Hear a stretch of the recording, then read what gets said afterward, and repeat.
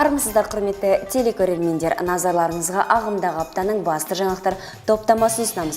Бүгінгі санның өзекті сауалдары. Ұлттық мерекеміз тәуелсіздік күні тойланды. Облыстық жүйе басшылары арнайы іс-сапарларымен қаламызда болды. Алғашқы жастар форумы шаһарымызда ұйымдастырылды. Осы және өзге де ақпараттар жөнінде енді толығырақ.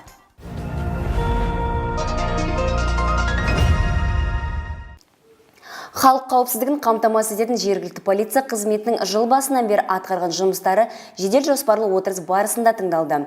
Күн тәртібінде алдағы мерекелік күндерге әзірлік шараларда назарға алынып, жауапты жүйе басшыларына нақты тапсырмалар жүктелді.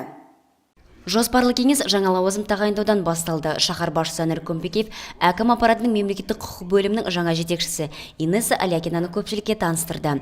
Мемлекеттік қызметте бірнеше жылдық өтілі бар маманның алдағы жұмыстарына сәттілік тіледі.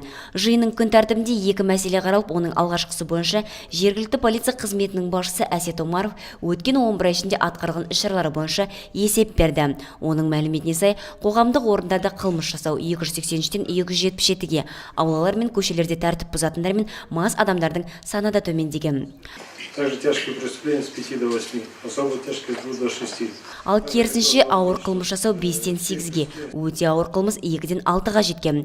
Бұл ретте айта кеткен жөн, аталмыш қылмыстар ішкі істер басқармасының есебінде жоқ пәтерлерде орын алған. Өткен кезеңде ауыр, аса ауыр қылмыстарды, сондай-ақ отбасы тұрмыстық қатынастар саласында жасалған жағдайларды тұрақтандыру мақсатында полиция инспекторлары тарапынан заң бұзған азаматтарға 332 қорғау ұйғарымдары шығарылған. Сонымен қатар Әсет Омаров жол-патрульдік, табиғатты қорғау және ювеналдық полиция, әйелдерді зорлық-зомбылықтан қорғау бөлімшелеріне қатысты жұмыстарды да атап өтті. Отырыс жалғасында жасөспірімдер жасайтын қылмыстардың өсіп отырғаны назарға алынып, осыған байланысты жергілікті полиция қызметі басшылығына барлық көрсеткіштерді бақылауда ұстау туралы тапсырма берілді. Жедел жоспарлы отырыс жалғасы алдағы мерекелерге дайындық барысы бойынша баяндамаға ұласты. Бұл туралы ақпаратты мәдениет және тілдер дамыту бөлімі жетекшісінің міндетін атқарушы Айсұлу Тани көпшілік назарына ұсынды. Оның мәліметіне сүйенер болсақ, елім үшін елеулі мерекелердің бірі тәуелсіздік күнін тойлауға бірқатар шаралар жоспары бекітілген. Баяндамашының ақпаратын назар алған Анар Көмпекеев мерекелік іс-шараларды өткізу кестесінің тығыздығын, тұрғындардың басым көпшілігін қамтитынын атап өтіп, биылғы мерекелерді тойлау тек қала ғана емес, өлкенің барлық елді мекендерін қамтуы тиіс екендігін алға тартты. Жиын жалғасында ағымдағы мәселелердің қатарында білім беру саласындағы күрделі жөндеу жобалары, 1-3 жас аралығындағы балаларды мектепке дейінгі білім беретін мекемелерге тартуды ұлғайту, пригородный шағын ауданы жарықтандыру, ғарыштар аллеясын көркейту бойынша есептер жасау, Қазақстан Республикасы қарулы күштер қатарына шақыру және Степногорск ауылын сумен қамсыздандыру мәселелері қаралды. Осы тұрғыда шаһар басшысы жауапты жүйе басшылары мен бөлім жетекшілеріне тапсырмалар берді. Ағымдағы апта ішінде қаламызға арнайы ат басын бұрған облыстық мекеме басшылары ведомствоаралық үйлестіру және әдеп жөніндегі кеңестің отырысында бас қосты. Онда жауапты жүйе басшылары көкейкесті мәселе жасөспірімдер арасындағы қылмыстық әрекеттер жөніндегі тақырып аясын өрбітті. Жиында бірқатар маңызы зор баяндамалар да тыңдалды. Степногорск қалалық жергілікті полиция басшысы Әсет Омаровтың ақпаратына сай, биылғы жылы жасөспірімдер тарапынан жасалған қылмыстар саны өткен жылмен салыстырғанда біршама артқан. Осы ретте туындап отырған мәселелердің оңтайлы шешім табу бойынша арнайы Ақмола облыстық Нұр Отан партиясы филиалы жанындағы ведомствоаралық үйлестіру кеңесінің отырысы жүзеге асты. Еліктегіш келетін жасөспірімдерге дұрыс бағыт-бағдар беру қажеттігі сөз болған жиын жалғасы әдеп жөніндегі кеңеске ұласты. Бұл жөнінде баяндаманы көпшілік назарына Степногорск қалалық әкім аппаратының әдеп жөніндегі өкілі Гүлназ Әбілова ұсынып, осы тұрғыда атқарылған іс-шаралары бойынша ақпарат таратты. Маңызды мағлұматтар ұсынылған жиналыс барысында Қазақстан Республикасы мемлекеттік қызмет істері және сыбайлас жемқорлыққа қарсы іс-қимыл агенттігінің Ақмола облысы бойынша департамент басшысы Берген Бесполинов, Нұр Отан партиясы облыстық филиал төрағасының бірінші орынбасары Ғалым Бекмағамбетов, облыстық сыбайлас жемқорлыққа қарсы іс-қимыл бойынша ұлттық бюро департаментінің жетекшісі Қуаныш Бекбасов, Ақмола облыстық әділет басқармасының басшысы Анатолий Дермановский және өзге де облыстық қалалық жауапты жүйелердің өкілдері қатысты. Ведомствоаралық үйлестіру және әдеп жөніндегі кеңес отырысы Қазақстан Республикасы мемлекеттік қызмет істері және сыбайлас жемқорлыққа қарсы іс-қимыл агенттігінің Ақмола облысы бойынша департаментінің басшысы Берген Бесполинов жүргізген брифингке ұласты. Если в госоргане есть возможность получения услуг через ЕГОВ либо через СОН, Мемлекеттік қызмет түрлерін электронды үкімет жүйесі немесе халыққа қызмет көрсету орталығы арқылы алуға мүмкіндік бар. Сол үшін халықты аталмыш жүйелерді қолдануға бағдарлау қажет. Бұл өз кезегінде сапалы қызмет көрсетуге және сыбайлас жемқорлықтың алдын алуға септігін тигізеді деді департамент басшысы. Мемлекеттік қызмет көрсету саласында күтілетін бірқатар өзгерістер жайы сөз болған жиын жалғасында оның қатысушылары сауалдарын жолдау мүмкіндігіне де ие болды. Сыбайлас жемқорлықтың алдын алу бойынша мобильді топ мүшелері шаһарымызға келді. Өңірімізге қарасты кәсіпорындарда жүзеге асқан кездесулер барысында қызметкерлерге толымды ақпараттар берілді. Қазақстан Республикасының мемлекеттік қызмет істер және сыбайлас жемқорлыққа қарсы іс-қимыл агенттігінің Ақмола облысы бойынша департаментінің бас маманы Данияр Каконов жергілікті кәсіпорындарда еңбектенетін тұрғындарымызбен кездесті. Ең бірінші, Астананың өндіріс ошағында болған маман барша тыңдаушыларға сыбайлас жемқорлық жөнінде ақпараттармен бөлісті. Сыбайлас жемқорлыққа байланысты орын алған оқиғаларды назарға алып, оған салынатын айыппұлдар көлемі жөнінде де мағлұматтар берді. Бүгінгі кездесулердің маңыздылығын атап көрсеткен маман өзекті мәселе болып саналатын сыбайлас жемқорлықтың алдын алуда шаралар қолданып, белсенді азаматы ұстанымдар таныту қажеттігін пікірін ортаға салды. Аталмыш жүздесулер Ақмола өңірі бойынша жүзеге асып келетін жөнінде де ақпар беріп отыр.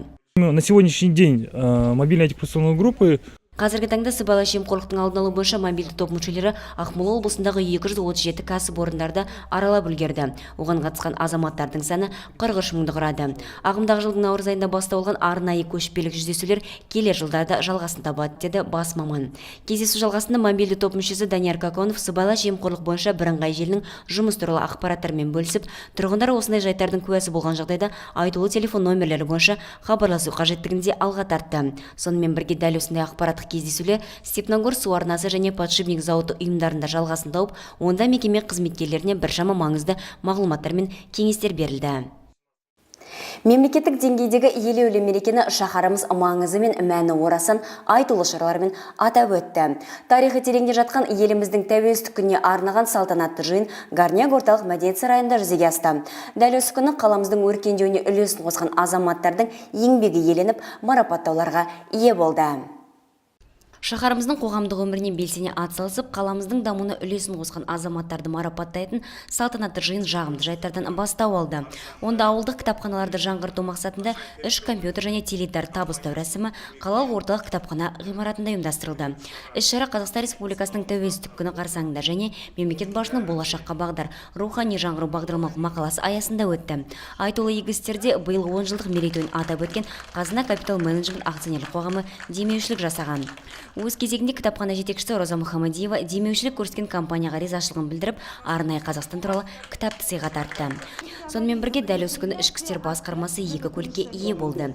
Қала бюджеті есебінен алынған Нива және УАЗ қызметтік автокөліктері тәртіп сақшыларына мереке қарсаңында салтанатты түрде берілді. Көліктердің кілттерін табыстаған шаһар басшысы жиылған жұртшылықты ұлттық мерекемен құттықтап, ыстық ықыластарын білдірді. Айтулы шаралар барысы өз салаларының үздіктері марапатталған мерекелік жиынға ұласты. Оның барысында созылған қала әкімі Әнуар Күмпекеев еліміздің төл мерекесімен барша жерлестерімізді құттықтап, ізгі тілектерін жеткізді. Бүгінгі мерейлі мейрамның маңыздылығын атап көрсетті. Құрметті қауым, баршаңызға тәуелсіздік мерекесі құтты болсын. Сіздерге зор денсаулық, мол бақыт және табыс тілеймін. Еліміздің болашағы жарқын болсын. Рахмет. Салтанатты жиын жалғасында шаһар басшысы арнайы Ақмола облысының әкімі Мәлік Мырзалиннің алғыс хатымен орталық аурухананың бас дәрігері Данияр Кенаевты қошеметтеді. Мерекелік жиын қала әкімінің құттықтауларға ұласып, онда 10-нан астам жерлестеріміз шаһарымыздың өркендеуіне қосқан үлесі үшін арнайы алғыс хаттарымен құрметтелді. В честь Дня независимости Республики Казахстан награждается Жуманова Фатвет Тасымова, начальник участка санитарии АТО Құрылыс-МТК. Сонымен бірге Нұр Отан партиясы қатарына жаңадан қосылған мамандарға партиялық билеттер салтанатты түрде табысталды. Ерен еңбектері еленген азаматтар арнайы марапаттауларды қабылдаған соң барша көрермен назарына концерттік бағдарлама ұсынылды. Жергілікті талантты өнерпаздарымыз шығармашылықтарына шашу шашып, келушілерге мерекелік көңіл күй сыйлады.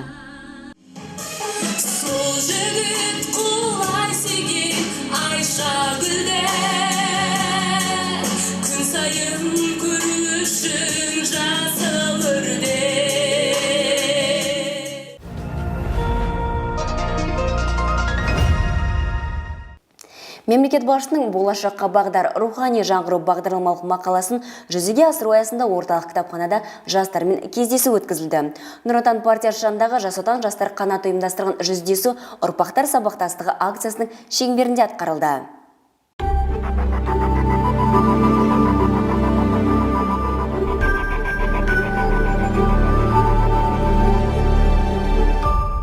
Жастар қауымы мен аға буын өкілдерінің басын біріктірген кездесу диалог алаңына ұласты. Өскелең ұрпақ үшін орасан маңызға ие айтулы іс-шара барысына Ақмола облыстық мекемелердің басшылары мен өкілдері арнайы келді. Еркін форматта ұйымдастырған жүздесудің басты кейіпкері жүз жаңа есім жобасының жеңімпазы нөмір 6 мектеп гимназиясының биология мұғалімі Александр Кинцель болды. Арнайы келген мейман өз өмір жолын баяндап, қызықты сәттермен бөлісті. Бүгінгідей кездесулер саналы ұрпақтың қалыптасуына орасан зор септігін береді. Аға буын өкілдері жастарымызға үлгі өнегесін көрсетіп, ақыл кеңестерін беру арқылы олардың болашақтарына бағдар көрсетеді. Кездесу жалғасында 10 жылдан астам уақытын ұстаз болуға арнаған Александр Кинцельдің әріптестері жылы лебіздерін білдіріп, оның кәсіби маман деген пікірлермен бөлісті. Әрдайым ізденісте жүріп, өзін-өзі дамытуын жалғастырып келетінін жеткізген шара қатысушылары ұлағатты ұстазды нағыз үлгілер азаматтардың бірі екендігін де жасырмады.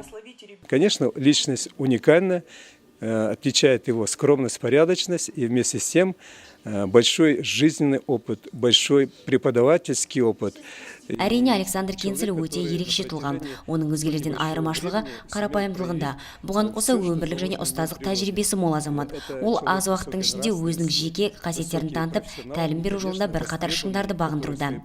Такие люди, как Кинцель Александр Евгеньевич и многие другие замечательные жители города Степногорска, должны быть положительным примером для подрастающего поколения. И они должны знать, куда направить свои души прекрасные порывы для того, чтобы быть патриотами. Өскелең ұрпақ үшін бірқатар маңызды мағлұматтар мен насихат сөздер айтылған кездесу соңында барша қатысушылар арнайы естелік фото-суретке түсті. Қаламызда алғаш рет жастар форумы ұйымдастырылды. Беделді азаматтардың қатысуымен атқарылған ауқымды шара біз капиталымыз тақырыбында жүзеге асып, оның барысына белсенді жастарымыз шақырылды. Осы жайында Таң медиа орталығы ұжыммен бірге әзірленген бейнематериал назарларыңызға ұсынылады. Тәуелсіздік күні қарсаңында қаламызда болашаққа бағдар рухани жаңғыру бағдарламасы аясында қала басшысымен кездесу болып өтті. Форум қатысушылары өзін толғандырған сұрақтарын қойып, толымды жауаптар ала алды. Бірнеше жылдар бойына игі дәстүрге айналған жастарымыздың қала әкімімен кездесуі биыл кең ауқымды форум аясында жүзеге асты. Мемлекет басшысының болашаққа бағдар рухани жаңғыру бағдарламалық мақаласын іске асыру шеңберінде атқарылған алғашқы жастар форумы еркін форматта өткізіліп, оның барысына шаһар әкімшілігімен бірге қаламыздың танымал азаматтары шақыртылды. Атап айтар болсақ, Қазақстанның жүз жаңа есім жобасының қатысушылары жергілікті балет студиясының балетмейстері Светлана Лузина және биология пән мұғалімі Александр Кинцель. Жастар жүзеге асуы, бұл ретте бағдарламалар, атқарылған іс-шаралар барысы сөз болған кездесу жалғасында жас мамандар сөз алды. Онда белсенді жастарымыз аз уақыт ішінде бағындырған белестері мен жеткен жетістіктерімен бөлісті. Алғашқы жастар форумы ары қарай диалог алаңына ұласып, оның қатысушылары меймандарға өздерін толғандырған сауалдарын жолдады. Сұрақтар барысы көбіне қала басшысына бағытталып, оларға жауаптарын берген Әнуар Көмпекеев өмір жолы, білімі, спорттық қызығушылықтары және шаһарымыздың өркендеуі бойынша алға қойған жоспарларымен бөлісті. Ал жүз жаңа есім жобасының қатысушылары жетістікке жету жолдары мен тәлім алушылар жөнінде баяндап берді. Кездесу жалғасы жағымды жайттарға ұласып, ізгі тілектерін білдірген шаһар басшысы Степногорск қаласындағы жастар саясатының жүзеге асуына және дамытуға атсалысқан жас мамандарды алғыс хатымен марапаттап, арнайы мүсіншелер табыстады. Бүгінгідей еркін форматта жүзеге асқан кездесудің маңыздылығын ерекше атап көрсеткен қала басшысы одан алған әсерлермен бөлісуде. Бүгін өте сондай жақсы табысты шара атқарылды қаламызда. Өйткені жастар ол біздің болашағымыз, елбасы қаншама рет сол туралы айтуда. Бізді оған сенеміз, өйткені балаларға, жастарға әрдайым көңіл бөлудеміз. Осылайша жыл бойына жастарымызбен бірге атқарған іс-шаралар барысы қорытындыланып, келер жылдың мақсаттары айқындалды. Бұл ретте айта кеткен жөн, аталмыш форум қаламыздағы жастар саясатын жүзеге асыратын жастар ресурстық орталығының ұйымдастыруымен атқарылды.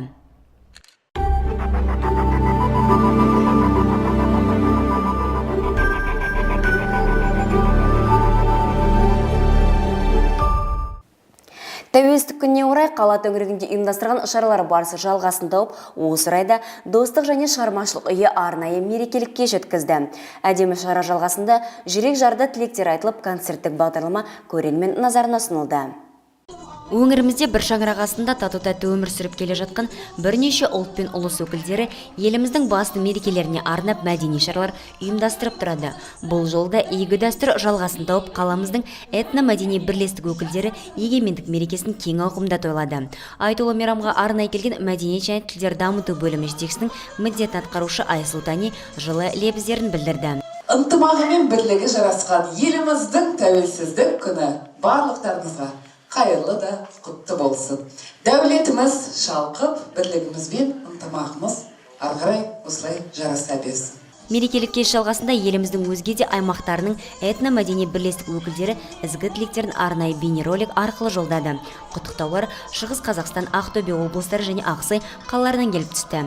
Көрермен қауым назарына жүрек жарды тілектерден соң концерттік бағдарлама ұсынылып, онда әрбір ұлт өкілдері дәстүрлі әндер мен билерін көпшілікке ұсынды.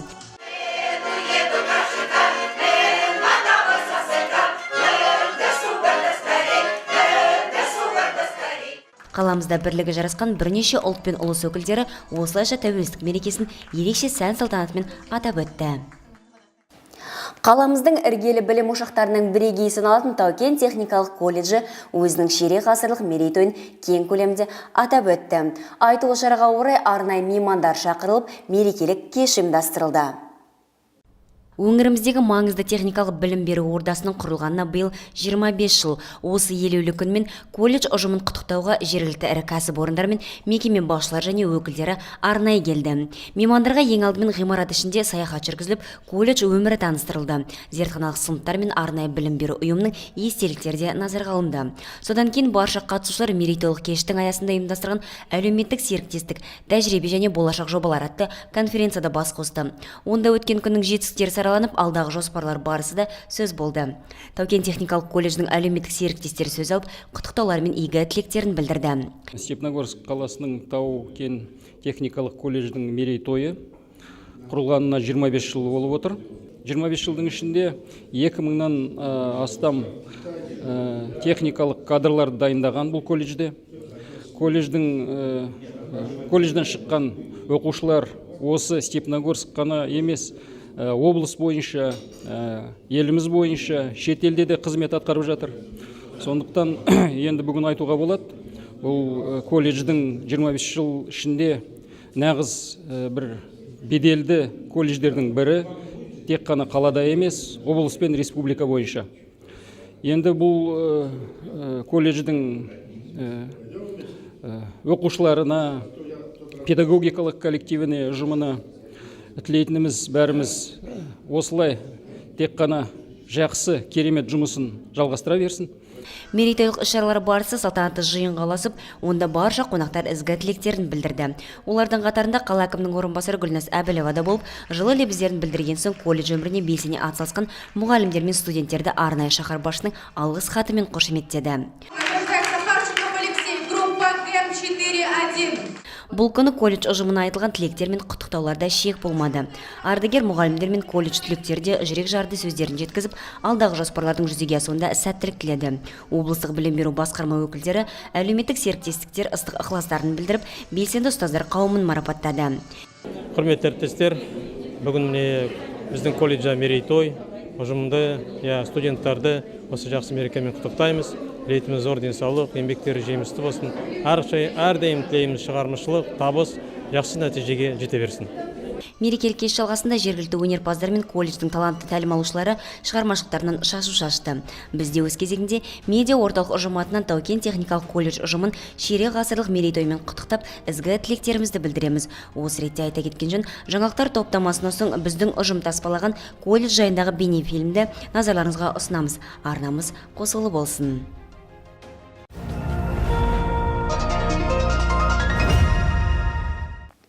Ислам әлемінің қасиетті мерекелерінің бірі саналатын Мәулет мейрамы жыл сайынғы игі дәстүрін жалғап, рухани кеш ұйымдастырылды. Мирас мәдениет үйі мен жергілікті өнерпаздардың шығармашылықтары көрініс тапқан кең ауқымды іс-шара барысында жерлестерімізге ғибратты әңгімелер мен насихат сөздер айтылды. Мұхаммед пайғамбардың дүниеге келуіне орай атап өтілетін Мәулет мейрамына арналған кең ауқымды шара жергілікті Паң Нұрмағамбет мешітінің ұйымдастыруымен орталық Горняк мәдениет сарайында жүзеге асырылды.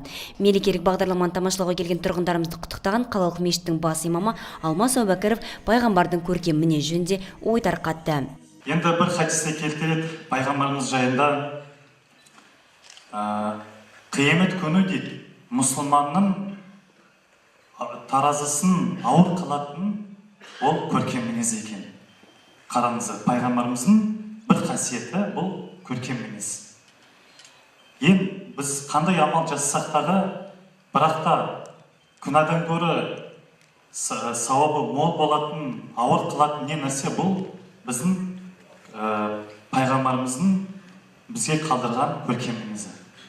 Сол себептен ең үлкен бізге қажет нәрсе, осы дүниеде қажет нәрсе бұл пайғамбарымыздың көркем мінезділігі, қарапайымдылығы, кішіпейілдігі ең қажет дүние болып жатыр. Сол себептен мынау қасиетті Мәулет айы баршамызға құтты берекелі болсын, баршамызға құт береке, таусылмайтын рызық, әр адамы осы жерде отырған жамаатқа істеріңізге сәттілік болсын. Рухани кеште көрермен назарына ең алдымен бейне көрсетілім ұсынылып, мәдени шараның мақсаттары айтылды. Ғибратты сөздер оқылып, арнайы қойылым да көрсетілді. Адамның игі қасиеттерінің маңыздылығы сөз болып, тұрғындарымызға көркем мінез бен Алланың шексіз мейірімі насихатталды. Әке, көрдіңіз бе? Алланың мейірімі шексіз. Сіз оған бір қадам жасасаңыз, ол сізге 10 қадам жасайды. Сіз дәрет алуға бет бұрып едіңіз, мына кісінің де келе қалуын көрмейсіз бе? Бұл дүниеде біз білмейтін қаншама сырлар бар. Мен Алланың шексіз құдіретті екеніне енді көзім жетті. Мен енді ертеңнен бастап емес, дәл бүгіннен бастап Алланың шын құлы болуға белімді бекем боламын. Жүріңдер, бәріміз қосылып жасайықшы. Аллаға шүкір! Өмірлік оқиғалар желісі арқау болған қойылымдар әсем әндермен әрлене түсті. Сонымен бірге ақын жастарымыз өлең жолдарын ұсынып көрермен қауымға терең ой салды. Жақсылыққа, ізгілік пен мейірімділікке жетелейтін жыр термелер мен сазды әндер желестерім жүрегіне жылы ұялатты.